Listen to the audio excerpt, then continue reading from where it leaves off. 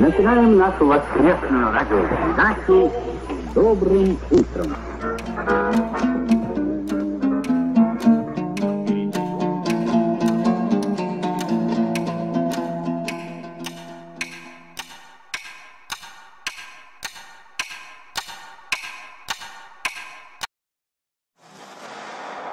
Первые воспоминания, я такой маленький, он ложится на спину, поднимает так ногу, и я по этой ноге карабкаюсь. Он у меня с одной ноги на другую, потом с руками, так вот я как такая гиря гантеля.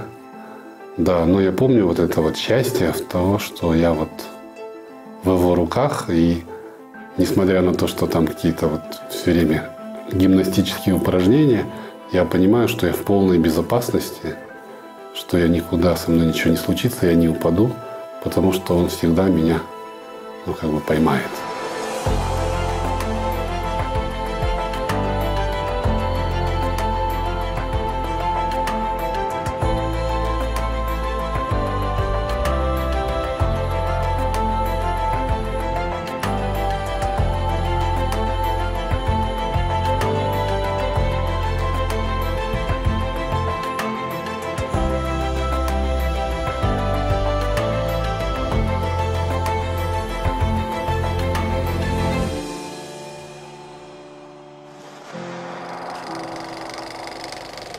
У меня отец замечательный человек, он профессор, доктор наук, и он умирал. Он умирал, у него был рак, я остался с отцом. И это было первый раз, когда отец расстался с матерью. То есть они долго, наверное, всю жизнь, даже в командировке вместе, в отпуск вместе. То есть они в одном дворе выросли. Потом они в школу вместе пошли. То есть это такая, у них там была золотая свадьба. То есть они всю жизнь вместе. И вот тут он умирает, и мы понимаем, что они не могут быть вместе в тот момент, когда он умрет. Потому что она лежит в больнице, и он лежит здесь.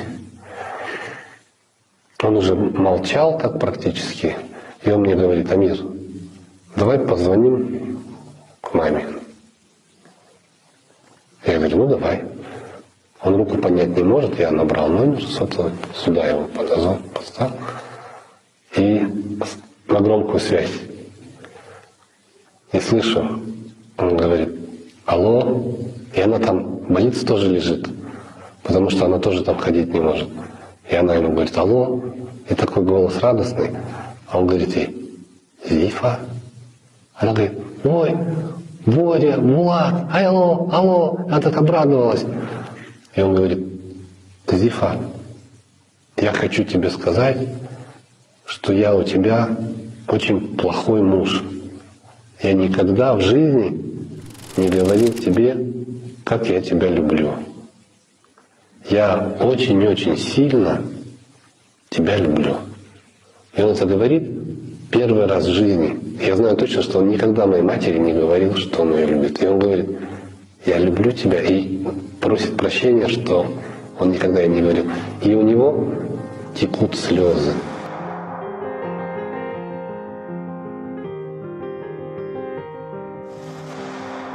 Вообще я помню достаточно поздно, потому что до, наверное, лет 6 я жил с Аташкой и с Ожешкой. Потому что у меня родители уехали в Москву, отец учился в консерватории, а мать училась в историко-архивном институте в Москве. Меня сдали мои Ожешки с Аташкой. Это вот не Каракуловы, а еще с другой стороны матери это Тажибаевы. Это такой вот Абдельда Тажибаев, народный писатель такой. И мама Сара, Ожешка моя. Вот я у них 6 лет воспитывался. Вот они жили здесь, вот рядом, в Косых дворах. В этих Косых дворах жили всякие такие начальники партийные. У меня с одной стороны, значит, Каракулов был министр здравоохранения, а Тажибаев был первый секретарь Союза писателей Казахстана. И на самом деле моя мама и мой папа были знакомы, с самого начала. Они примерно одногодки, и они вместе вот во дворе с самого детства. Маму зовут Зейфнун, но ее звали Зифа. И до сих пор зовут Зифа, да. То есть она его знала, ну, с пеленок там, да, вместе, да. И они всю жизнь вместе прожили.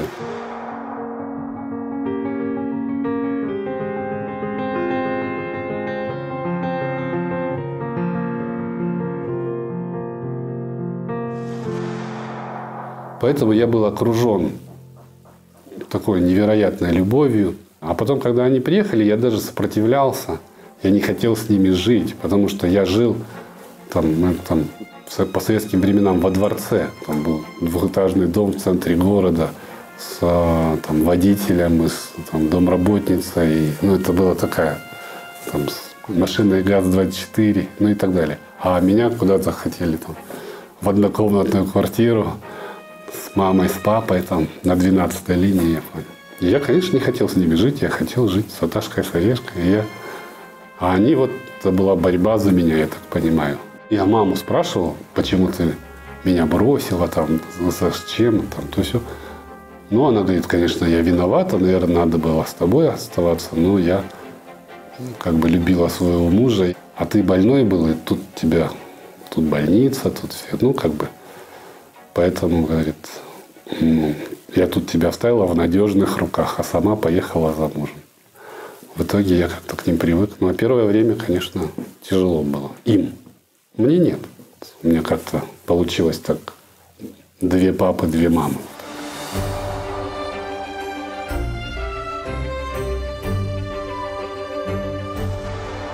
Мой отец, он такой был всю жизнь очень сильный человек.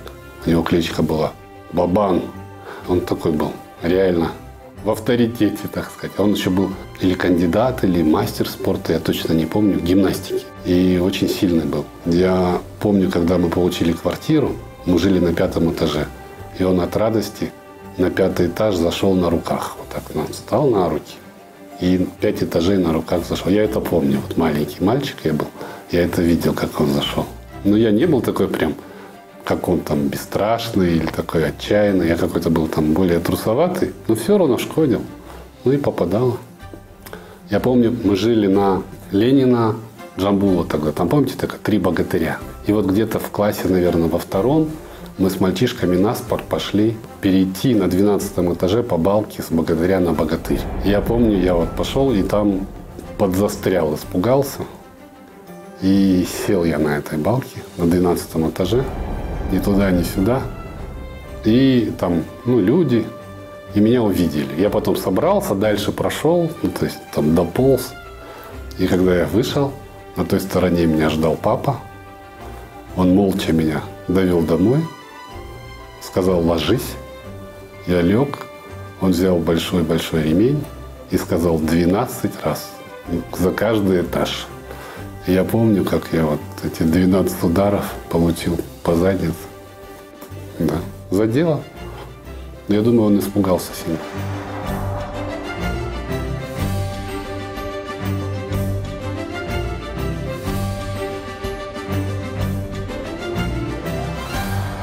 Когда закончил Московскую консерваторию, он поступил в Питер на дирижера.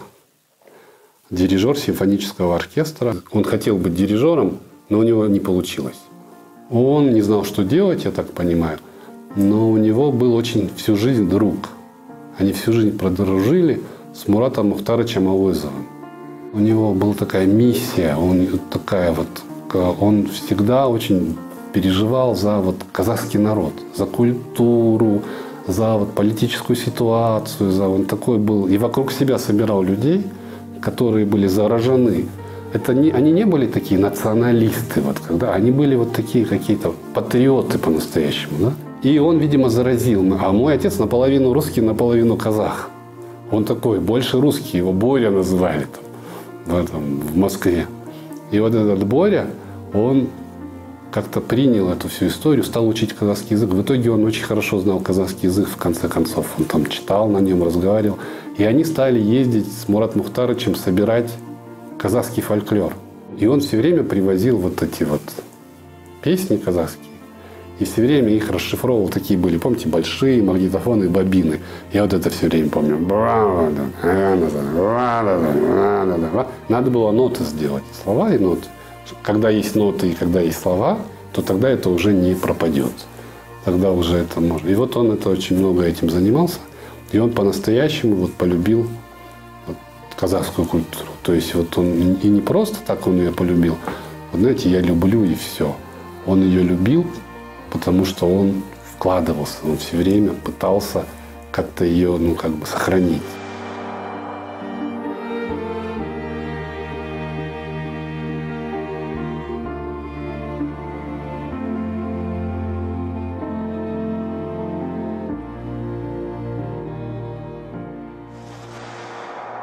Так как я вот воспитывался у дедушки с бабушкой, по большому счету, у меня очень долго не складывались отношения. То есть он меня не сильно воспринимал как ребенка. Он как бы так на меня смотрел немножко как, ну, на товарища, может быть. Там. У нас, наверное, были отношения как с братом со старшим. Немножко странные, наверное. То есть потом, когда я вырос, мы все время с ним спорили. Я все время что-то ему, все время что-то хотел доказать. Мы как бы не понимали друг друга, что ли, во многих вещах. Ну, допустим, он говорил все время, что мир, он деградирует. Он говорил, что раньше было лучше, что вот то, как жили казахи вот этим кочевым способом, гораздо было круче, чем сейчас на машинах кататься. И что там было больше культуры, больше духовного. А я все время говорил, нет, а как же там кинематограф, а как же там Бах, а как же там... То есть у нас был такой концептуальный спор, глубокий, там, много лет. И сейчас я понимаю, вот, когда прошло много лет, что он прав был. Что на самом деле мир-то деградирует. Я просто этого не понимал. Но в силу возраста, наверное, то есть молодой человек, наверное, не должен думать, что мир такой. Но он верит в то, что он... А сейчас я согласен с ним. Он прав. И во многом сейчас вот эти все споры, я понимаю, насколько прав и насколько на самом деле во многом у меня отец был, ну, на меня повлиял. Но это как-то было так, не так, как Сюси, но вот какого-то не было. Он был очень вот чем-то суровый такой.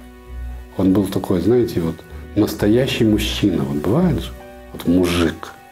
Он никогда ни каких-то сентиментов, никогда нет. Он так сказал, сделал, там, упал, отжался. То есть он такой был.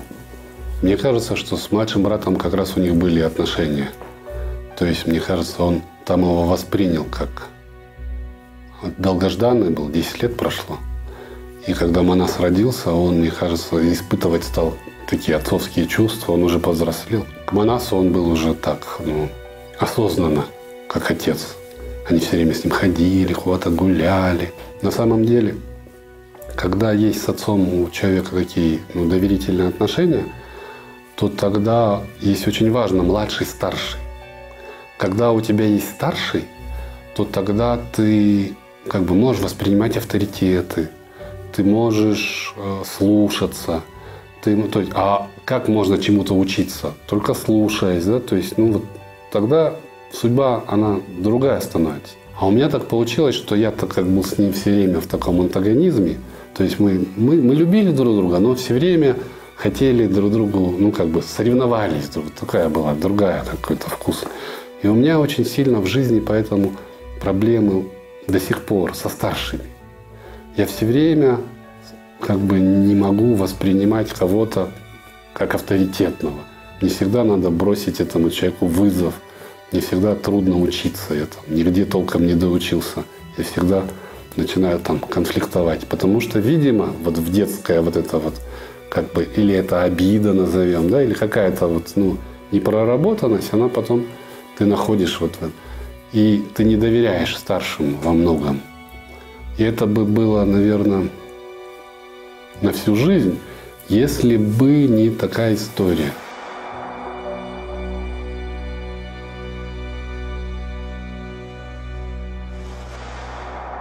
Есть такая, называется, тренинги по хелингу. Слышали или как-то? Там вот так всех расставляют. Я как-то так попал в этот тренинг, меня попросили там быть и сказали, что ты будешь отцом. Я там вышел, стал этого отца изображать. Там какая-то девочка была, моя дочь, она там упала передо мной на колени, она рыдала. И вдруг я испытал вот эти чувства отцовские к ней. И я стал тоже ее гладить по голове. И какое-то у меня произошло это. И вот мы с отцом, наверное, там ему уже, наверное, лет там 65-66 было, может, позже. Я на кухне пришел и рассказываю, говорю, вот был я на таком тренинге, и вот представляешь, папа, я был этой девочкой, а он сидит передо мной. Я говорю, я был такой вот с этой девочкой, я был отцом. Я вдруг вот упал перед отцом, она упала, а я вот, ну как бы, я как она, встаю перед ним на колени и начинаю то, что она говорила, говорить ему, что ты старший, я младший, я хочу твоей защиты, я хочу, ну вот как-то, да, как она. И я вдруг понимаю, что такая тишина на кухне. Мать такая сидит, плачет, молчит. И вдруг он первый раз в жизни меня начинает гладить по голове. И он меня начинает обнимать прямо у нас на кухне. И тоже плачет. Ну, он не плачет, но я чувствую, да, что он руки. И я начинаю плакать. Тут у меня что-то произошло и у него. И мы, мне кажется, встали вот как пазлы. Но это в конце жизни. Он стал моим старшим, я стал младшим, и мы перестали уже спорить. И, как ни странно, он меня стал слушаться. Как вот он мне стал говорить, все, это мой типа учитель, он все правильно говорит. И он так немножко посмеивался, но он как-то это принял. И как-то у нас вот сложились с ним вот такие отношения отца и сына. Ну, это было последние лет 5, наверное, в его жизни.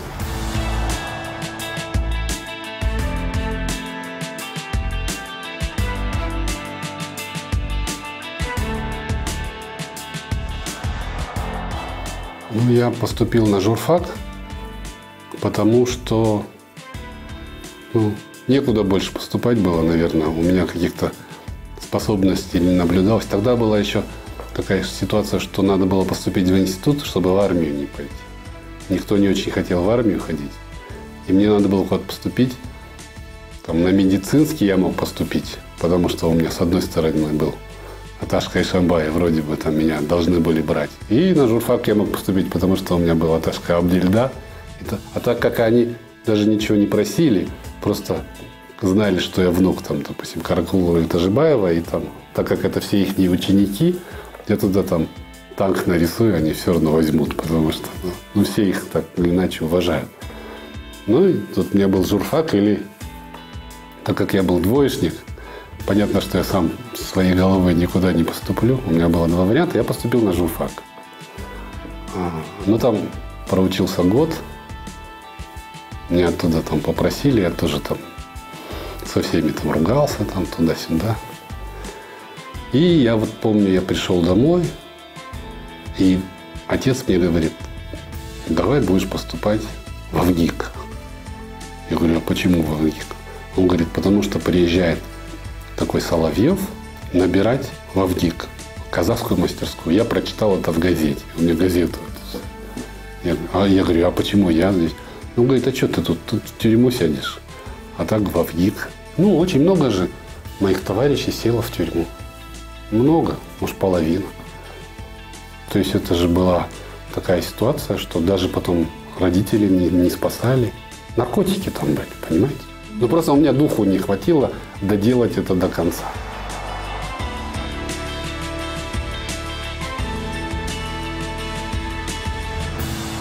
Вот эти их родители, кстати, этих мажоров, это же пассионарии. То есть они приехали откуда-то из глубинки, туда стали всякими наркомами, стали. То есть это какие-то люди, которые там с самого низа пробились. Кто-то воевал, кто-то, И их дети, они достаточно были пассионарные, там, по-разному. Но там произошла такая штука, что, допустим, мы хотели стать ворами в законе. Это реально. Потому что, доктором наук точно не хотелось становиться. Партийным работником точно не хотелось становиться, потому что уже было понятно, что это все вранье. Что там же были все эти березки, все эти то есть одни же все эти спецпайки, мы получали я ходил в ларек и получал там эту колбасу там никто не мог эту кушать колбасу, а мы эту колбасу там приносили домой. И это был Советский Союз. А на партсобраниях говорили, что надо жить всем поровну, и там хлеба, горбушку, и то. И мальчишки же, они все это видели. И они понимали на самом деле, что вот эту неправду, это было отторжение вот этой системы. А куда? А там вот эти были вот эти блатные песни, приходили там с этих зон какие-то, такие, которые говорили, мы не сдаемся, у нас там отдельная какая-то субкультура. Это вот такое было вот такое диссидентство. И все вот с этим пафосом, с этой романтикой уходили в эти лагеря.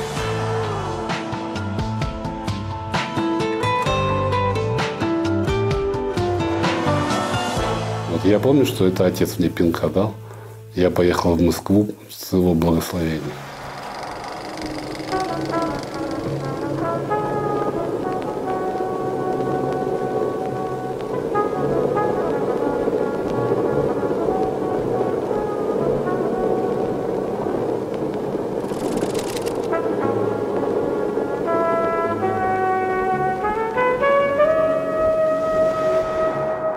Я мало с кем общался, потому что это началась такая история с кино связанная. И я мало был в Казахстане. Если я был в Казахстане, я только снимал. Потом я куда-то уезжал, потом я куда-то приезжал. Это было лет 10-15. Мы с ним вот это все время спорили. У нас все время были там споры по любому поводу. У нас было такое противостояние с ним. Я первый фильм снял «Разлучница» называется. Это история про то, как два парня полюбили одну девушку. Этот фильм стал знаменитым. Там объездил там весь мир. Получил там много призов. И у меня сходу началась мания величия. То есть в 20 лет это трудно переварить. Он как бы в эту сторону не разговаривал. Он не говорил, ты знаешь, не надо так, не надо так. Он как-то так на меня смотрел и молчал. И я показал эту картину. Странная была для наших людей. Но я не скажу, что он не понял. Он понял, но каких-то восторгов он не высказывал.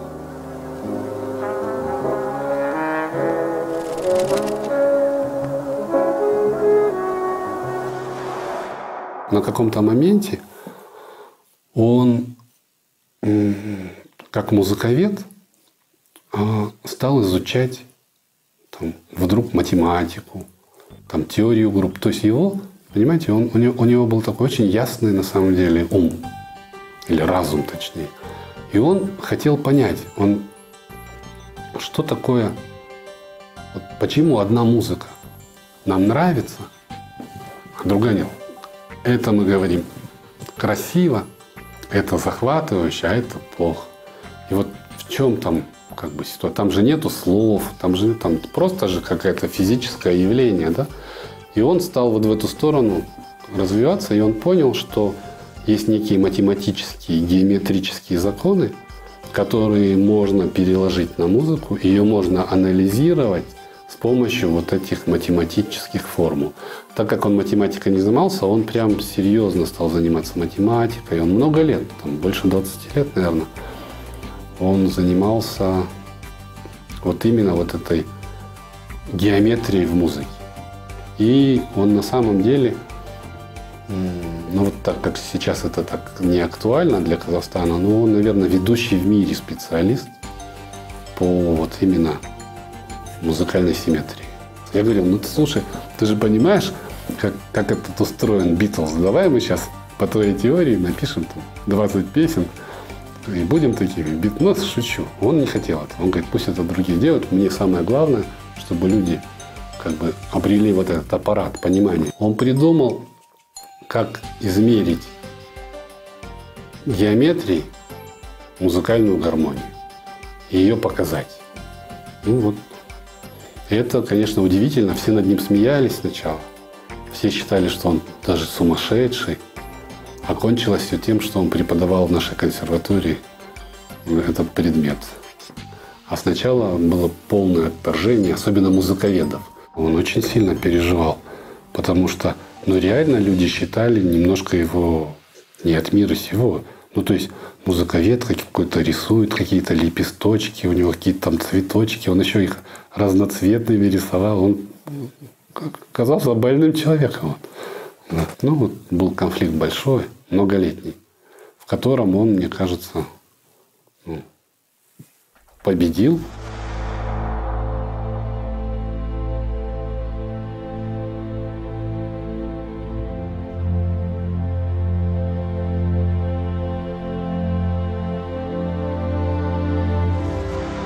Родители, вот моего отца, они были коммунистами. Они верили, и они строили эту страну. Они воевали. Они были настоящие. Вот мой отец и его друзья. Они не верили уже Советскому Союзу, и они не понимали, что им делать. Они не хотели строить эту страну. Да, они хотели там независимости Казахстана с одной стороны, а с другой стороны там они были окружены там комитетом государственной безопасности, да, и они ушли в такой андеграунд. Они там рисовали, они там писали, они, понимаете, в творчество они ушли такое.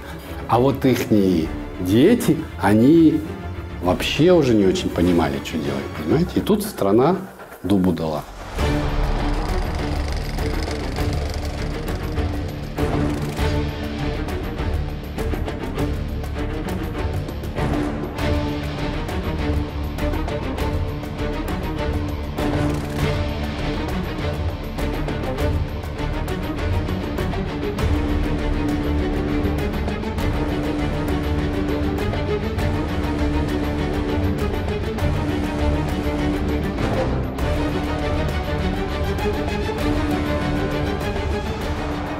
Когда все это началось, там вот эта перестройка, он никогда деньги не зарабатывал.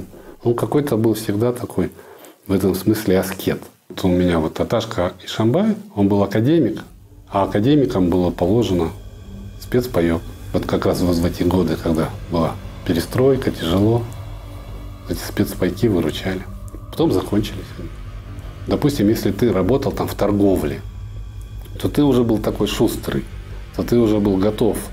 А если ты фундаментальный ученый, и у тебя жена историк, архивист, и сын там режиссер, и все это останавливается в один день, страна рушится, и что делать? То есть вот это странно было, вот это ощущение, я помню, что в какой-то момент нечего было кушать, а что-то делать друг. Ну как ему, вот там, он всю жизнь посвятил себе вот этой музыке, симметрии, да, доктор наук там, да, и что теперь? А теперь эта симметрия, оказывается, никому не нужна, вообще никому не нужна. Все, страна закончилась, эта Академия наук, она закончилась. Или я, допустим, я кинорежиссер, я пришел на Казахфильм, а там собаки бегают. Там просто дикие собаки. Вот поле большое же, понимаете, зимой. И страшно пройти. И никого нет, тишина. На Мосфильме тоже. Собаки, та же самая история, тишина. Страна развалилась, и те люди, кто занимал вот эти ниши, не партийно-номенклатурные, а вот ученые, да, то есть вот эти вот фундаментальная наука, они сильно же пострадали. И они там во многом стали пить, конечно. То есть, что я, доктор наук, пойду носки, так он думает, там, продавать там, на барахолку или что-то. Но он, мне кажется, вообще по этому поводу не переживал. Вот у меня отец. Он получал какую-то небольшую зарплату, в консерватории он преподавал. Но он был, знаете, вот как вот человек в миссии. Что такое человек в миссии? Вот я его вот видел. Он каждый день вставал рано утром, в 7 утра. И минимум 8 часов он занимался. Может, 10. Вот он садился, потом у него компьютер появился. И он 10 часов, не поднимая головы, каждый день, вот эту музыку, эту геометрию. И он четко понимал, что он что-то делает для человечества. То есть он понимал, видимо, что там славы уже не придет, и что денег ему за это не заплатят. Но он просто понимал, что ему это надо доделать. Когда человек в миссии, то тогда жене не обидно. Тогда жена не чувствует себя крайней. Тогда она понимает, да, я там продаю колготки, да, но мой муж сидит дома и там пишет там «Мастер и Маргарита». Правильно? Ладно, я буду продавать колготки, но мы напишем «Мастер и Маргарита». То есть она с ним вместе как бы делает вот это большое дело, а эти колготки – это как бы, ну, вклад вот в эту миссию. Но потом как-то распогодилось потихонечку. Но мотива зарабатывать деньги все-таки так и не пришло. Я там пару раз даже бизнес начинал, даже что-то получалось. Но потом что-то так противно становится. Все бросаешь. Да, ему то же самое. То есть у нас какого-то нет вот этого. Хочется что-то сделать по-настоящему. И не хочется как бы это коммерциализировать, что ли. Вот я не знаю. И, наверное, это неправильно. –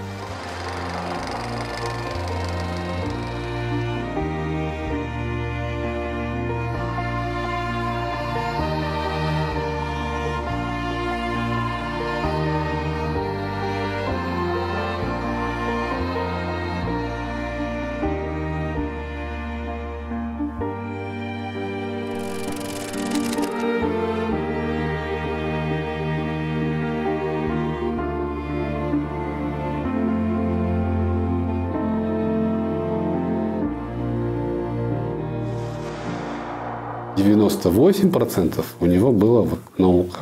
Он был фанатиком науки, который всю свою жизнь посвятил науке. Об этом я похож. То есть, когда, допустим, ты начинаешь снимать кино, ты просыпаешься, у тебя это кино, ты засыпаешь это кино, и так 1,5 года. А что там семья, все, кто тебе помогают, классно, все, кто не помогают, ну, вот все. Вот это семья, те, кто тебе, ну, как бы, с тобой вот в этом. Вот это фанатизм. И если так человек, ну, как бы, может, тогда у него что-то получается. Если нет, то, как правило, не получается.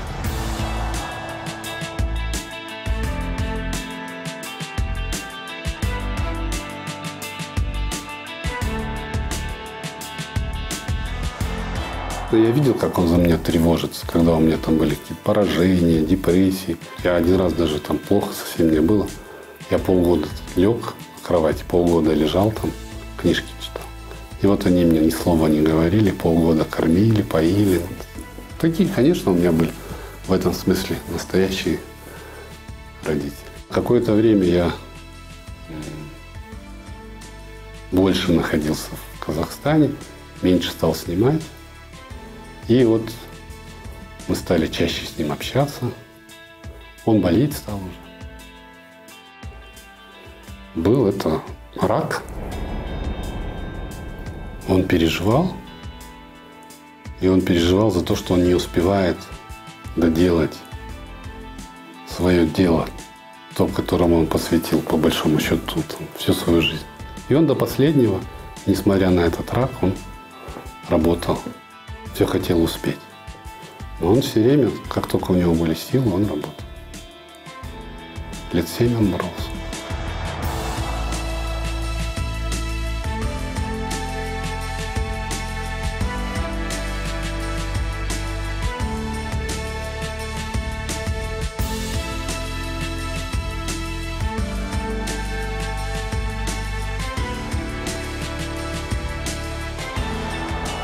То как раз эта болезнь повлияла на то, что он стал моим, по большому счету, отцом, а я стал сыном.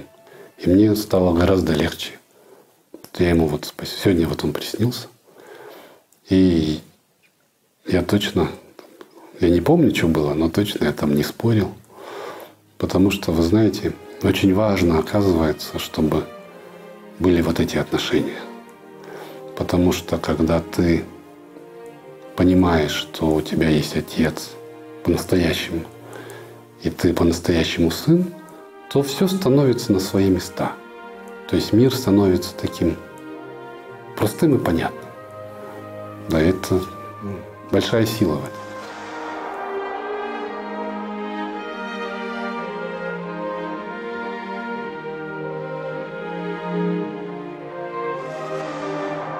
Что вот мне сейчас 52 года, это же так вот оглянуться, это как миг 52 года прошло. А я вот спрашивал у отца тоже, вот тебе там 70 лет, там, как жизнь прошла, быстро, медленно? Он тоже говорит, 2 раза мигнул, и жизнь прошла. То есть она быстро-быстро проходит, эта жизнь. Быстро. И мы все умрем. И вот это вот такой урок, и мы все умрем, по большому счету, как я увидел. Наверное, я вот обобщаю, наверное, мы все умрем так же, как мы жили. Но вот он показал мне, как надо умирать. Он вообще не ныл. И не злился он и не напрягался. Он просто лежал и ждал, когда он умрет. И так был спокоен в этом. Это был потрясающий урок. Такой мужской. Я понял, что такое настоящий мужчина.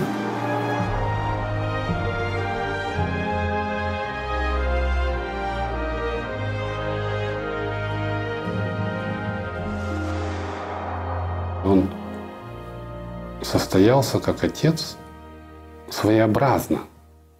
Не так, как вот обычно бывает. То есть я во многом его продукт. Я сейчас пытаюсь быть отцом, тоже пытаюсь как-то, тоже я не подарок. И тоже, понимаете, какая штука? Вот у меня пример перед глазами, как человек должен работать. Как человек должен относиться там, к женщине. Как человек должен относиться к друзьям. Как человек должен относиться к смерти. Как вот я это видел. Я это как бы свидетель. И вот он меня так запрограммировал. И, вот это и есть воспитание. И, наверное, вот эта вот каракуловская черта, вот этот некий такой фанатизм, он передался мне от отца, а я, наверное, дальше его передаю. Какое-то, если ты что-то делаешь, то ты это делаешь, полностью погружаясь в этот процесс, бескомпромиссно. Вот. И ничего уже другого для тебя не может быть. Вот есть этот процесс, и он становится для тебя, всем. Вот это, наверное, то, что вот со стороны отца и со стороны Аташки там ко мне перешло.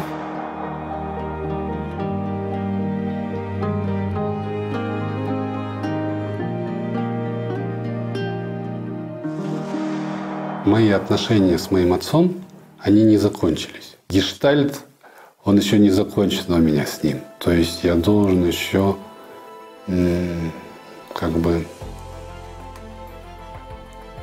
пройти до конца вот этот путь сына и путь любви к нему, и путь понимания его. Я его не до конца еще понимаю, не на 100% я его люблю, как надо любить. У меня еще есть к нему какие-то внутренние претензии, есть какой-то внутренний диалог, внутренний спор. То есть у меня нету прям такого, что я устаканился по отношению к нему. Может, это процесс нормальный, не знаю.